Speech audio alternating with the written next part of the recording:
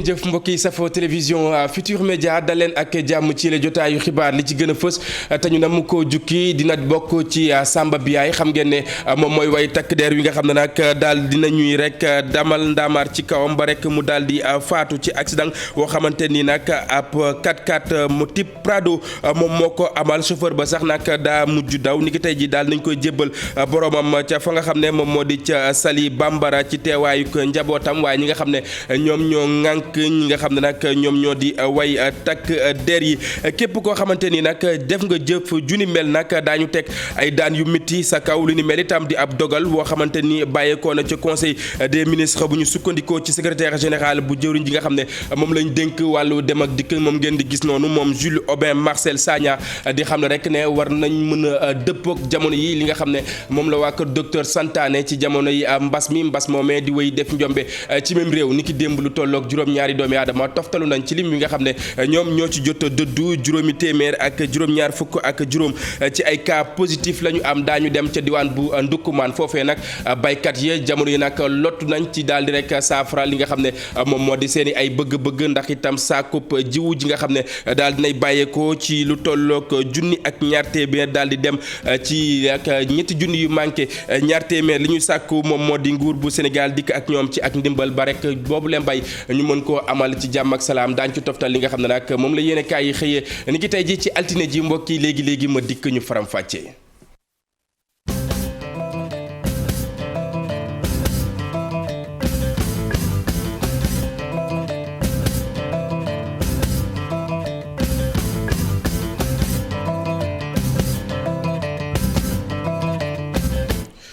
jërë ngeen jëf mbokk yi ñu nuyuwaat leen ci gën gi nuyu xibaar yi doore ko nañu ko junjee woon di génnuk àddina ki nga xam ne moom moo di Samba Biaye di rek way takk der wi nga xam ne daal dinañ koy faat ci week-end bi lee ci accident boo xamante nii nag ab 4x4 ci Prado moom rek moom moo daal di foncé ci kawam ba mu amee itam ki nga xam ne moom moo di chauffeur bi dafa rek daal di daw moom Samba Biaye daal nañ koy jébbal boromam fa nga xam ne nag moom moo di ca Saly Bambara mu mel ni nag ku uyoo ci turo M Ndiaye nag moom day gérer benn boîte de nuit ca diwaan bu Mbour xam ngeen ne daal dinañ koy woolu ci mbir moomee nag jamono yi daal dañ koy teg loxo ndax itam la ñu njortu ak itam bépp laaj woo xamante ni ñu ngi ko doon laaj nag bëri na ci yoo xamante ni daal dina koy weddi waaye jàpp leen ba tey nag moom Samba Biaye bañ ko doon jébbal boromam mi nga doon amee ci teewaayu ñi nga xam ne ñoom ñoo di njabootam ak ñenn ci way takk der fii ci réew bu Sénégal. beneen ab accident woo xamante ni nag ma nga am ba tax lu tollook ñaari doomi aadama daal di ci ñàkk seen bakken kenn am ci ay gaañu-gaañu nekk ci diggante dund ak dee moom moomee nag nekk li nga xam ne moom moo di apprenti bi accident boobee mi ngi am niki tey ji ci suba ci njël fa nga xam ne nag moom moo di ca Malem Thierry xam ngeen ne ca département bu Malem Hodar la nekk jamono yi nag sapeur pompier daal dina yóbbu képp koo xamante nii rek am nga ci ay gaañu-gaañu nga xam ne moom moo di ca hôpital régional diwaan bu Kaffrine du ñàkk daañ ci dikkaat ak suñu ndaw ya nga xam ne nag ñoom ñooñu toogal ca diwaan bu Kaffrine ak lu ko wër ñu des ba tey ci li nga xam ne nag moom moo di accident yi képp koo xamante ni nag def nga jëf ju ni mel daañu teg ay daan yu métti sa kaw di ab ndogal boo xamante ni ma nga bàyyeekoo ca conseil des ministres bu ñu sukkandikoo ci secrétaire général bu jëriñ ji nga xam ne nag moom lañ dénk wàllu dem ak dikk moom moomee nag di sàkku ba tey ci ñi nga xam ne ñoom ñoo di dawalkatu ndaamaar yi ñu dëppook li nga xam ne moom la waa kër docteur santaane ci yile jamono moom Jules Aubin Marcel Sagna dañ leen di tegtal ay kàddoom. code de la route am na yu bëri yu muy changé mais surtout côté sanction. feebar bi fu mu toll nii maa ngi dégg dem ba ñu ne 1722 cas am na mois yi passé rek ay juin yooyu ñoo ngi yoon juin wala mai ñoo ngi yoon ci ay 10 cas léegi 1700. sëñ bi ku nekk nag war naa jël matuwaayam dañuy wax ne nit ñi nañu takk masque nit ñi nañuy raxas seen loxo nit ñi nañuy def gel loolu bu ñu ko defee mais mbir bi dina wàññeeku bu baax a baax a baax man jàpp naa ne kenn amul njéene yóbbu feebar bi ci sa njaboot yaa ngi bàyyi dëkk ba sa waajur bu góor wala sa waajur bu jigéen yaakaaru ma ne bëgg a feet dem ci moom ngeen bànneexu loolu lu baax la waaye nag kenn yéenewul yóbbu feebar bi foofu masque boobu dafa obligatoire. dañ ko obligé bu amee ñaari nit ci oto moo xam oto personnel la privé wala moo xam auto de transport ñaari nit bu nekkee ci oto bi obligatoirement dañu war a takk masque sinon police wala gendarmerie daañu teg ay date ci nga xam ne respecté wuñu mesures yooyu. waral ñuy takk masque mbokk yi xam ngeen ne Covid 19 la lu ni mel mi ngi wéy di defi njombe ci mim réew ni ki démb lu tollook juróom-ñaari doomi aadama toftalu nañ ci lim wi nga xam ne ñoom ñoo ci jot dëddu juróomi téeméer ak juróom-ñaar fukk ak juróom ci ay cas positif la ñu am ni ki démb ci ñaari junni ak ñetti téeméer ak juróom fukk ak juróom-ñaar ci ay test yoo xamante ni nag def nañu ko jàppaleet ba tey lu tollook juróomi téeméer ak fukk ak ñaar ci ay cas communautaire di ay doomi aadama yoo xamante ni am nañu Covid 19 te xamuñu rek fan lañu ko jëlee fanweer ak ñett ci ay cas grave yoo xamante ni nag ñu ngi saytu seen wàllu wér-gu-yaram ci wàllu kër docteur junni ak ñaar téeméer ak ñaar fukk ak juróom-ñaar ci ay doomi aadama nag ñoom ñoo génn àddina ci li nga xam ne moom moo di mbas mi boobaak léegi nag mi ngi fii ci réew bu Sénégal. ginnaaw mbas mi mbokk yi ñu wax ci leneen mu ñeel wàllu mandat yi nag lu ñu jàpp moom moo di waruñu koo yemale benn yoon ci ñi nga xam ne ay autorité étatique rek lañ war nañ ko dugal itam ci ñi nga xam ne ñoom ñoo yor wàllu société civile ba ci sax li nga xam ne nag moom moo di syndicat yi lu ni mel itam di gis-gisu sel bu Bambey naka noonu itam moom Ngor Ndiaye di sàkku rek ci ki nga xam ne moom moo di Souleymane Diallo mu daal di tekki ay ndombal tànkam dañuy teewlu ay kàdduk Ngor Ndiaye ci micro Babacar Diouf ak Ndongo Ndiaye. dama gis ne àddina moom il faut à la kuliyaalin mu am ñiy toog ab diir après maintenant mu am beneen équipe bu leen remplacer mais nit mënu fi nekk éternellement mënul nekk yàlla sax bindul koo xam ne day toog fii éternellement donc moo tax aussi question boobu comme ñu ngi dem ci congrès au niveau national suñu demee dinañ ko soumettre au congrès mu valider limitation mandat nga xam ne soo defatee ñaari mandat ci syndicat bi nga bàyyi nag keneen ñëw ñu masaat keneen loolu mooy indi dynamisme mooy propulser la dynamique vers le changement et vers la matérialisation des actes. li may yokk foofu rek mooy ma wax ne Souleymane Diallo ak ñi mu àndal dañoo participer wul dara ci réflexion yi nga xam ne moom mooy dundal éducation ak système bi. donc foofu dañoo sooxee foofu ak prise en charge des dossiers actuels des enseignants. mbokki ñu àddu ci leneen di CRD xam ngeen ne moom moo ëmb ñile ku ci mel ni Abdoul Mbaye Thierno Alassane Sall ak itam Mamadou Lamine Diallo CRD nag muy congrès de la renaissance démocratique ñoom ñooñu nag ñoom ñoo xaatim ki nga xam ne nag moom moo ni jiit bu conseil constitutionnel moom Papa Omar Sakho di sàkku ci ñoom nag ñu xoolaat yenn ci ay rëq-rëq yoo xamante ni nemmeeku nañu ko ca conseil constitutionnel li ñu jàpp nag moom moo di jamono yi nag lu tolloog juróom-ñaari nit ñoom ñoo fa waroon nekk membre nag jamono yi ñu ngi ci ñeent ba tax itam war nañ mën a xoolaat mbir mu ni mel mën a saytu bu baax a baax li nga xam ne itam moom moo di àq ak yelleefug doomi aadama yi du ñàkk daañ ci dikkaat suñu yeneen jotaayu xibaar. leneen loo xamante ni maa ngi leen ko doon junju bi ñuy door yile jotaay mu di baykat ya nekk ca diwaan bu Ndoukoumane jamono yi nag loxo dar na gémmiñ li ko waral bokk na ci rek saagub jiwu ji jóge ci junni ak ñaar téeméer daal di dem ci ñetti junni yoo xamante ni daal dinay manqué ñaar téeméer jamono yi nag ñu ngi sàkku ci ñi nga xam ne ñoom ñoo ŋànk nguur bu Sénégal ñu dikk ak ñoom ci ak ndimbal Omar Ndiaye Boubacar Fall bopp ci reportage.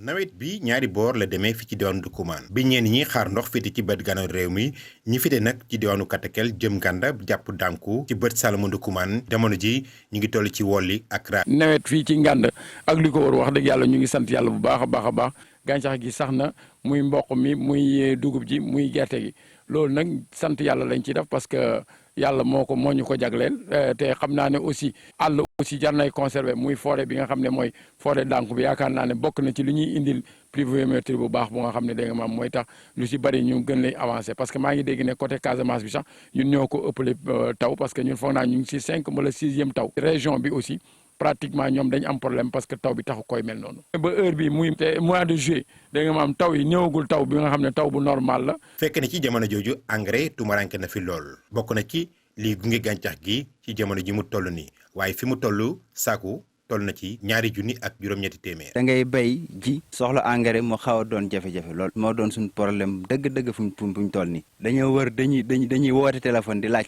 dëkk par dëkk fu am ñu daw uti li fa engrais. actuellement fi may wax ak yow nii engrais dugub maa ngi ko jëndee 14000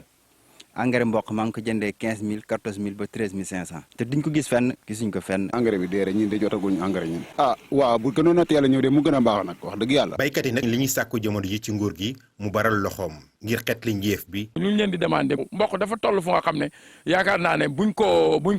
engrais mooy tax mu gën a gaaw a mën a dem te mboq aussi bu amee retard d'engrais dafay feeñ ci moom ci dégg nga maam nu muy màggee. baykat yi féete ci bët gànnaaru Ndoukoumane ñi ngi toog di xaar ndax ñu bëri ci ñoom jéegul seen gerte wute ak ñu féete ci bët Saloum Ndoukoumane jamono ji ñi ngi toll ci wolli ak raado njeef mi tàmbalee jóg bay yëndu tontóor waaye nag li ñu jooy mooy engrais bu ñu tegul ay gët. jërëjëf Omar Ndiaye ca diwaan bu Ndoukoumane waaye itam duñu sori benn yoon li nga xam ne nag moom moo ñeel wàllu mbay ci mim réew ak itam li nga xam ne moom moo di xëyub ndaw ñi tax na itam ñu daal di taxawal ab projet woo xamante ni lañ ci ficci ci ay koppar ginnaaw ab xayma toll na ci ñetti téeméeri millions ci suñu ay koppar ci diggante projet bu valorisation des eaux pour le développement des chaînes de valeur couverture maladie universelle ak itam ñi nga xam ne ñu ngi yëngu ci wàllu mbay fii ci réew bu Sénégal lañ ci jublu mu di ndaw ñi mën a am ci loo xamante nii nag ci la ñuy jàpp ab ndaje woo xamante nii nag amaloon nañ ko ci woowule Khatim Abdou Diouf Diagne ak Ahmadou Bamba Samb ci reportage. ci déggoo bi dox ci diggante Proval ak CMU lu tolloo ko 20 junniy njaboot ak juróom-benn fukki junniy ndaw dinañu mën a am nag couverture maladie universelle ci diiru ñetti at lu ni mel nag dina tax waa CMU gën a mën a nag daal di jot ñi nga xam ne ñooy liggéey ci secteur bu mel ne wàllu mbay. ci ñetti at yi di ñëw danañu mën a assurer 20 000 personnes et 60 000 enfants donc loolu am na solo yaakaar naa ni aussi ñun ci suñu bopp suñu cible ci suñu mission yi ñu jox nañu couvrir secteur informel bi ak monde rural donc suñu partenaire privilégié dafa waroon na nekk waa ministère de l'agriculture donc ñu ngi rafetlu en tout cas que séance bi di am ci teewaayu aussi ministre bi ci boppam loolu day wane ni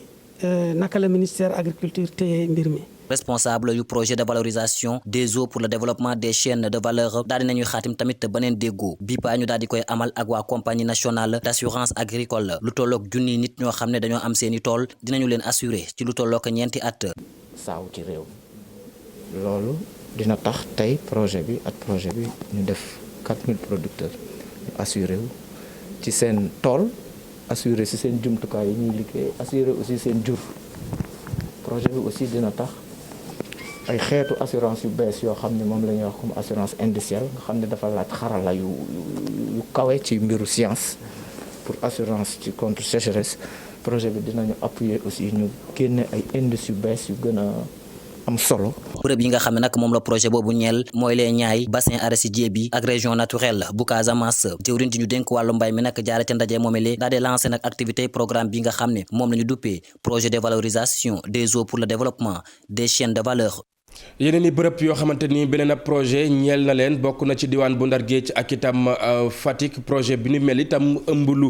bari bokk na rek ci juróom-ñetti dëkk yoo xamante ni ñu ngi boote ci tundu Afrique fii ci réew bu Sénégal ñaari région yooyu ma waleen wax yooyu nag la ñu si tànn comme site mu ni mel itam laal na wàllu gàncax mbay ak yeneen yu ni xeetoo di ngeen ko gis ci reportage yi nga xam ne Aminata Goudiaby ak Abdou Karim Bey ñoom ñoo ñu ko digtal ñu seetaan.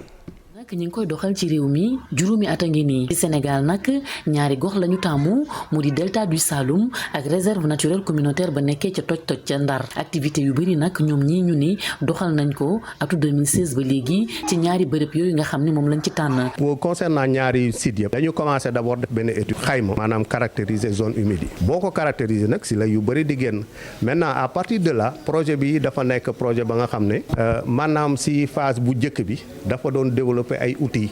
ya nga xam ne moo ñuy permettre à partir de satellite yi ñuy observer maanaam gàncax nu mu mel ak yooyu yëpp mais am na beneen ba nga xam ne daf si am solo mooy formation bi si wàllu géomatique donc à partir yow sa bureau sax mun nga suivre affaire yu bëri sur le terrain ndax satellite yi. centre de suivi écologique nag ñoom ñooy gunge direction des parcs nationaux ci projet bu ni mel nee ñu nag liggéey bi ñu def atu 2016 ba léegi dal na xel. parce que évaluation dafa am solo ñi ŋànk projet bi ci Union africaine ñoo fi ñëw waxal si seen bopp ñu ne wax dëgg kontaan nañ ci mbir mi ni mu doxee ñun dañ fi toogal centre de suivi écologique mu nekk entité régionale de mise en œuvre di jàppale ci projet bi DPN fii ci Sénégal ñu mën a avancer ci développement ak sécurité alimentaire. li tax a jóg projet bi bokk na ci xeex lépp luy ndóol moo tax askan yi nga xam ni ñoom ñooy yeewoo ci gox yi nga xam ni ñoom ñoo jege zone yooyu ñuy woowee zone humide dañ leen a fas yéene dugal bu baax a baax ci deuxième phase bi ab atelier nag lañ doon amal ci mbir mu ni mel ci Toubacouta féetee ci département bu Foundiougne. comme ñi nga xam ne ñooy liggéey ci projet bi dëkk foofu ñoom la ñu regrouper fii pour ñu former benn cadre ñu tuddee ko communauté de pratique pour que ñooñu noonu bu ñu ñëwee ñu gën a mun a jàpp ci li nga xam ne mooy zone humide yi parce que communauté yi quand même il faut que ñu bokk ci liggéey bi. bokk na ci leneen lu ñu bëgg mooy yokk ay jumtuwaay direction des parcs nationaux ngir rek ñu gën di mën a xayma te itam di surveiller ressources yi nga xam ni moom mooy jugee ci bërëb yooyu ñuy woowee zone humide. défi yi nag ñoo ëpp sax li ñuy xaar parce que dañu nekk ci domaine bu nga xam ne Afrique daf ci xaw a tardé. mbiru satellite ak lan la mën a jariñ. laa xam ne ay défi yu dul jeex la. bu weesoo Sénégal nag nee ñu projet bu ni mel nga xam ni gën a dëgëral écosystème bi moo ko tax a jóg ngir rek mën a xeex ndóol nee ñu ñi ngi koy doxal ci yeneen juróom-ñaari réew yu fare ci sous-région bi.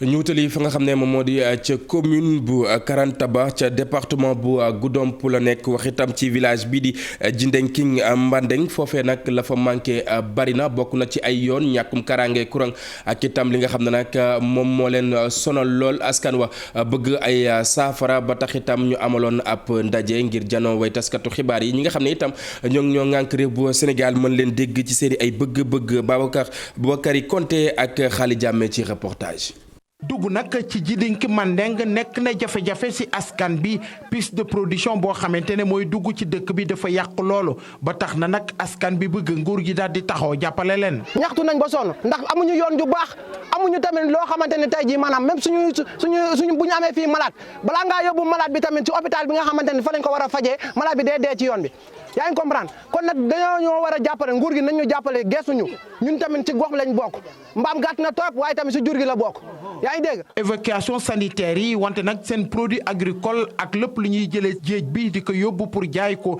loolu nekk na jafe-jafe bu tar ndax yoon bi nu mu yàqoo. dëkk bi benn liggéey kese la liggéey bi dëkk bi am muy lan dem napp ji ñëw jël sa jën dem jaayi ko loolu kese la dëkk bi am mais bu ñu amee fii nii courant ñun soxlatuñu dara bu ñu amee courant dinañ mën a am ay yeneen projet yoo xam ne dinañ ko mën a liggéey si suñu dëkk fii bàyyi dëkk jàmbur mën a liggéey si suñu dëkk loolu moo nekkoon suñu ñaxtu ñun. Djindenking Mandeng nekk ci commune bu Karantaba ñoom nag seen école ci abri provisoire la nekk askan bi nag di ko ñaawlu. suñu école yi moo ngi nii depuis 98 la ñu sampal benn école bi te 2 classes la ñaari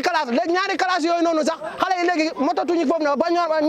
à la fin sax kii la ñuy tegal nu mu tëddati ab kirante lañ leen di tegal wërale leen ay saket ndax ñu mën a jàng xale yi si jafe-jafe yi tar lañ nekkee parce que classe bi ñu samp nii sax léeg-léeg classe gi doy waar goo xamante ne ba yow doo ko mën a wax yaa ngi dégg nguur gi nañ ñu gestu ñun si gox bi lañ bokk amul fenn fuñ ko war a mën a ñaxtoo. population Djindenking Mandeng di ne ñoom nag dinañ amal ay yëngu-yëngal bu fekkee nag autorité compétente yi dañuy tardé réagir saafara seen i jafe-jafe.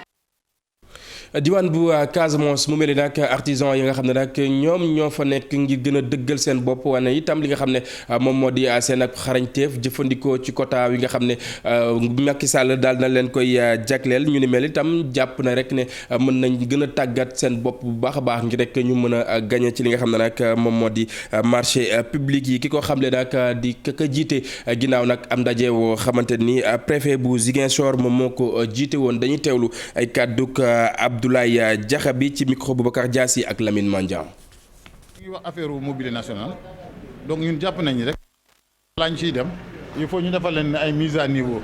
xam nga ñoom ñëpp ñu yem au moins bu ñu yemul carrément mais seen xam-xam yi xaw a kii pour ñu mën a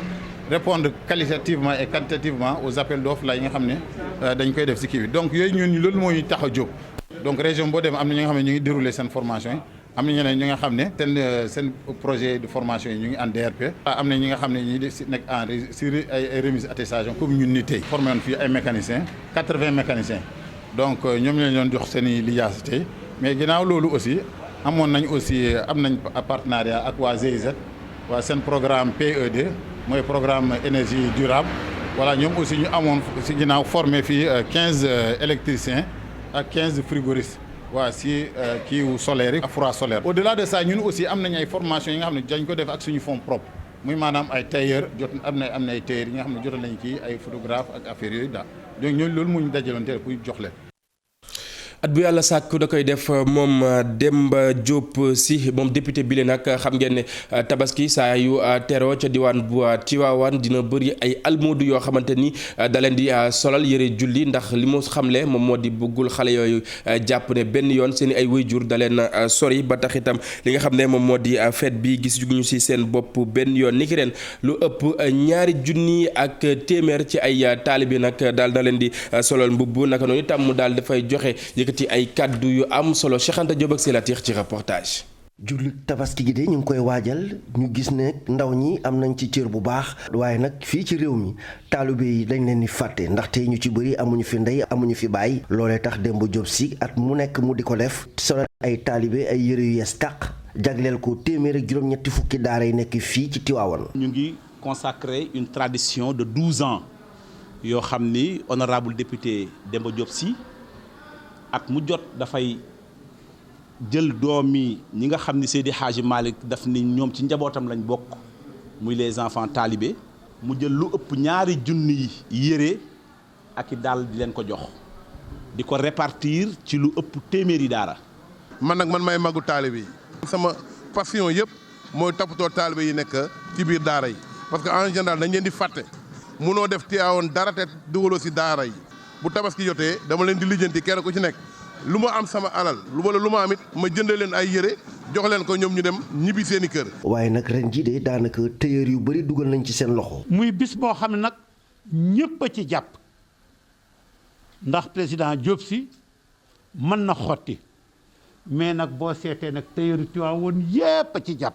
xam nga 2 junni yére wala 2 junni juróomi téeméer ci lu matul juróom-ñetti fan bu ko ay tailleur ñëwee ñooña jàmbur lañu kenn ku ci nekk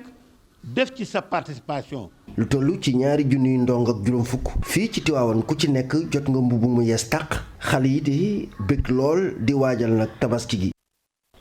xale yi bëgg loolu di waajal li nga xam ne moom moo di tabaski bi bu ñu ci noppee Cheikh Anta nañu dem ñaani li nga xam ne moom moo di ndéwénal ñu àddu ci leneen jafe-jafe ci wàllu koppar yi nga xam ne nag yenn ci ay équipe dañuy faral di ko jànkonteel bu ñu sukkandikoo ci coordonnateur bu Azak Ndiambour di sàkko ci fédération sénégalaise bu football mu saytuwaat bu baax a baax mbir mu ni mel moom Djibi Diallo di xam ne rek ne ñi nga xam ne ñoom ñoo féetee ci Ligue 1 Ligue 2 war dañoo mën a gis seen bopp bu baax a baax ci yooyu li ay koppar dañuy teewlu ay kàddoom ci micro Thierno Fall.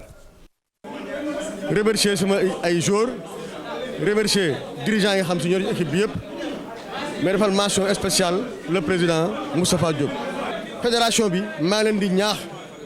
ñu gën a xoolaat football bi gën a jàppale équipe yi parce que football bi ça coûte extrêmement cher fii boo fi yore club bu Ligue 1 di nga dépenser ay millions yu bare ci saison bi quoi qu'il advienne nag dépenses yooyu mënut a ñàkk. kon ñoom xaalis yi nga xam si waa FIFA dañ leen koy jox ak waa CAF di leen ko jox nañu xool bu baax ni ñu ko war a organiser ba nga xam si club yi nga xam si ñooy produire jeu bi ñoo ci war a gën a gis seen bopp muy les clubs de Ligue 1 et Ligue 2 loolu il faut fédération bi bàyyi ci xel bu baax a baax. aywa mbokk yi ñu àddu ci leneen loo xamante ni nag ci li gën a fës ci yenn kaay yi ni ki xëy tey ji ci altine ji ñu ànd ci ak Mamadou Mohamed Ndiaye. cirë ngeen jëf coronavirus baa ngi mel ni fitu gumbër sànni ci réew mi soleil national nañu rawatina ci week-end bi ñu génn mu di démb ak bërki démb ubbil yéenekaay bi li corona ci samedi ji ak ci dimanche bi journal bi nee nañu bu ñu leen boolee ñi ngi toll ci 3 junniy doomi aadama ak juróom-ñett fukk ak juróom-ñett fukki doomi aadama ak benn feebar bi faat na leen ak fukki cas garaaw ak benn lépp ci week-end bi Vox Populi nañu scénario catastrophe cas covid 19 yëg ni ñu tasaaroo ci réew mi jéggi nañu dayoo 1366 cas ak 5 décès ci samedi ji 1722 cas ak 6 décès ci dimanche ji journal l'info nañu suñum réew di Sénégal mi ngi coogandaay ci tooke lu mag nekk coronavirus yi nga xam ne bés bu yàlla sàkk dañu leen doon wàññi yëf ya dafa gën di yokku di dem yéenekaay bi di ko misaal ne bu fekkonte ne bés bu nekk benn cas la ñuy wàññi léegi ñoo ngi ci juróom cas grave it bu doon benn la ñuy am par bés léegi ñoo ngi ci ñaar ci juróom benn région la ñu doon dégg wopp ji waaye léegi ñoo ngi koy dégg ci fukki région ak ñaar yaara ngi yoo xam ne l'observateur ne nañu bu ñu àndee du jur jàmm mu di coronavirus bi ak sibbiru bi professeur Daouda Ndiaye bokk ci comité scientifique bu université Cheikh Anta Diop bu Ndakaaru di ñu wax ci l'observateur ne ñaar yi mu di Covid-19 bi ak paludisme bi bu ñu dajee ci doomu aadama musiba am professeur Daouda Ndiaye yamu ca ne moom directeur centre africain d'excellence sur la génomique des maladies infectieuses chef service laboratoire parasitologie ak mycologie bu CHU Dantec bu Ndakaaru nee na spécialiste yu bari li leen ëlëm jamono ji moo di mbas mi ngi fi ak troisième vague bu wexaat ñu jëm ci nawet ku ne nawet ne am ndox ku wax am ndox wax ay yow waxit sibiru te sibiru bi moom rek at mu yàlla sàkk dina faat ci Afrique ak ci sud du Sahara lu mat 400 junniy nit rawatina jigéen ñu wérul yi ak xale yi amagul juróomi at professeur Daouda Ndiaye ne bu ñuy lijjanti loolee sotteegul mbas mi ak troisième vague bi ñëw dooleeku ci kuyee ba am ci jaaxle Sud Quotidien nañu jaaxle gi dëgg mi ngi war a jëm ci tabaski gii ñu jëm nekkaay yi ñoo ngi gën di yokk bés bu yàlla sàkk li muy wund moo di ñoo ngi jëm ci tabaski goo xam ne lu ne mën na caa xew tabaski à haut risque noonee la ko Sud Quotidien bindee ci xëtamu njëkk boole ko nag ak i kàddu yu mu nangoo ci docteur Mame Thierno Dieng directeur général bu hôpital principal keroog dimanche ci émission Grand Jury bu rajo Futur Média fa la waxee ne li gën te ñu koy digal ñëpp moo di ñu moytu déplacement yi rawatina di jugee Ndakaaru di dem ci région yi Le Quotidien nañu matuwaay yu ñu jëloon ngir moytu lawal woppi coronavirus ji matuwaay yu ca bari dellusiwaat nañu donte journal bi mi ngi ñuy xibaar ne masque wu gi moom mësee su ko fee jëlee li waral ba kilifay réew mi dellu ca dogal ñu jëloon Le Quotidien nee nañu bokk na ci relâchement dig bàyyiliku gu ñu nimmiku ci askan wi la Sénégal nañu organisation société civile gi ci réew mi nee nañu yàcc ak yasar gi gouvernement bi wane ci troisième vague gi bëgg koo nekkee ñoom duñu toog di ko seetaan moo tax taxawal nañu ab task force ngir seet nu ñu mën a indee tontu lu wér ci troisième vague gi ne jasar ci kaw nit ñi turbine nañu variant delta bi ak wàlle gu gaaw gi muy wàlle ak tabaski gii ñu jëm tax na daanaka fii ci réew mi ñu ci bari ku ci toog ci nen du toj docteur Ousseynou Badiane mi jiite programme élargi de vaccination moo xëy toog ci xët mu njëkk Source A mi ngi waxtaan ak ñoom ci li tax ba kaa coronavirus yi bari ci réew mi ñàkk yi di vaccin yi ak ni ñu manqué ci réew mi ba ci variant delta bi ñuy wax ne ay ñàkk mënul ci moom lu bari docteur Ousseynou Badiane nee na bu njëkk ba bi ñuy wax askan wi ngir ñu dem ñàkku ju ñu bari ci ñoom dañ doon day naagal léegi nag ñëpp a bëgg a ñàkku te malheureusement fa ñu ko yittewoo fa la ñàkk yi ñàkkee docteur Badiane ne waaye njoxtu mën na cee rafet ndax fii ki fan war nañoo jot ay vaccin Sinopharm ak yu Johnson ngir wéyal vaccination gi jërë ngeen jëf coronavirus. jërëjëf ñu sant ko bu baax a baax moom Mohamed Ndiaye beneen Mamadou ci beneen studio Mamadou Ndiaye maa ngi lay nuyu. maa ngi lay fay Cheikh Diop di la nuyu bu baax di la ñaanal di nuyu téléspectateurs yeeg internautes yi ñuy xaar ci heure bu baax bi gannaaw boo jeexalee rek ñun ñu ñëw yaatal. léegi lay doon bu ma noppee moom Mamadou Ndiaye dina door li nga xam ne nag moom moo gën a fës ci internet bi mbokk yi fi la ñuy jaar daal di buural wi le jotaayu xibaar dig daje ngoon incha allah ak rédaction bu télévision Futur Média lu mooy loolee tam ñu leen di ñaanal kenn dal ak jàmm jaa ngeen jëf mbokk yi.